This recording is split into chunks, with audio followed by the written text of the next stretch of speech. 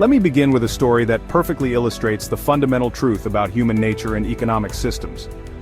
The brilliant comedian Yakov Smirnoff tells us about a Communist Party official interviewing a farmer about his dedication to the cause. "Comrade," the official begins, "if you had 2 houses, would you donate one to the state?" The farmer replies enthusiastically, "Of course, comrade, and if you had 2 cars?" continues the official. "Without hesitation, I would give one to the state, and if you had 2 chickens?" The farmer's enthusiasm suddenly vanishes. "No," he says firmly. "But why not?" asks the puzzled official.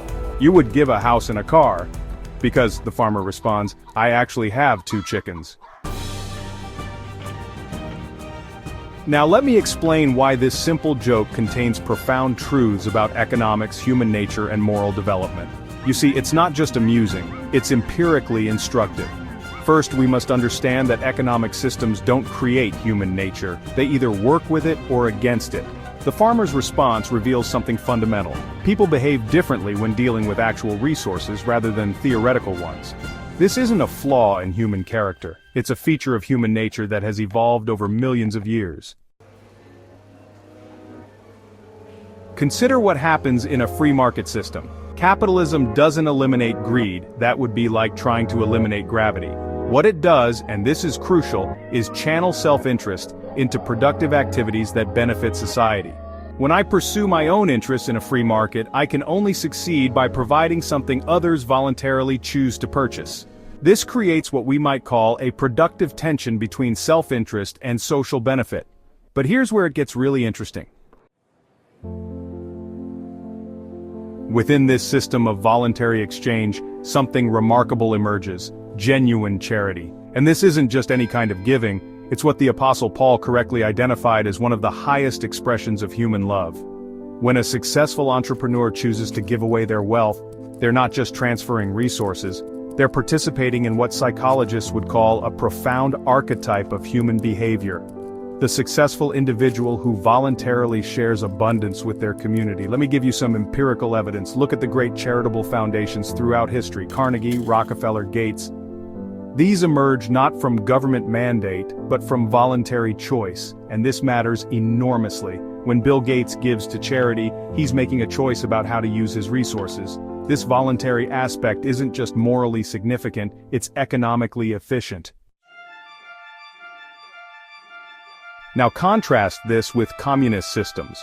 The communist approach isn't just economically flawed, though it certainly is that. It's psychologically and morally flawed.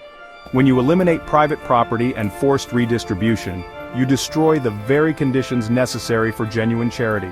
You replace voluntary giving with compulsion, and in doing so, you eliminate one of the primary mechanisms for human moral development.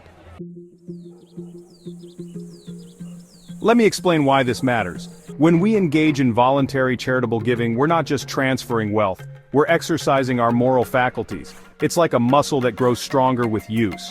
Remove this opportunity, and you create what I call moral atrophy. Society becomes increasingly transactional, increasingly cold, and, this is crucial, increasingly inefficient at addressing human needs. The evidence for this is overwhelming. Look at any society that has attempted to eliminate private property and voluntary charity. What you find isn't an elimination of greed.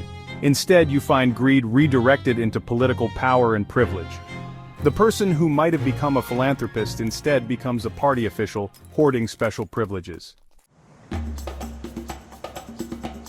This brings us to a fundamental truth about human societies. They require both material prosperity and moral development to flourish. Capitalism, for all its flaws, provides mechanisms for both. It creates wealth through voluntary exchange and enables moral development through voluntary giving. This isn't just theory, it's observable reality. Consider the deeper psychological truth here. When we give freely, we're not just transferring resources, we're engaging in what might be called meaning-making. We're participating in one of humanity's most profound moral acts. Even committed atheists recognize that voluntary giving represents a superior moral choice compared to forced redistribution. Why? Because it maintains human agency and dignity on both sides of the transaction. Let me be absolutely clear about this. A system that doesn't foster charitable giving isn't just economically inefficient. It's morally degrading.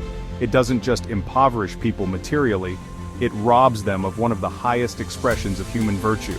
This isn't just theory, we've seen this play out repeatedly in history. The farmer in our joke understood something profound: the difference between theoretical generosity and real sacrifice.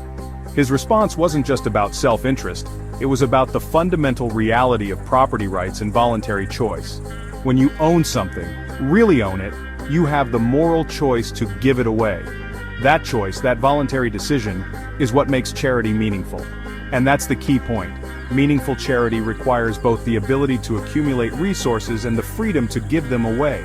Capitalism, despite its imperfections, provides both. Communist systems, in attempting to eliminate economic inequality, end up eliminating the very conditions necessary for genuine charitable giving and moral development. In the end, it comes down to this.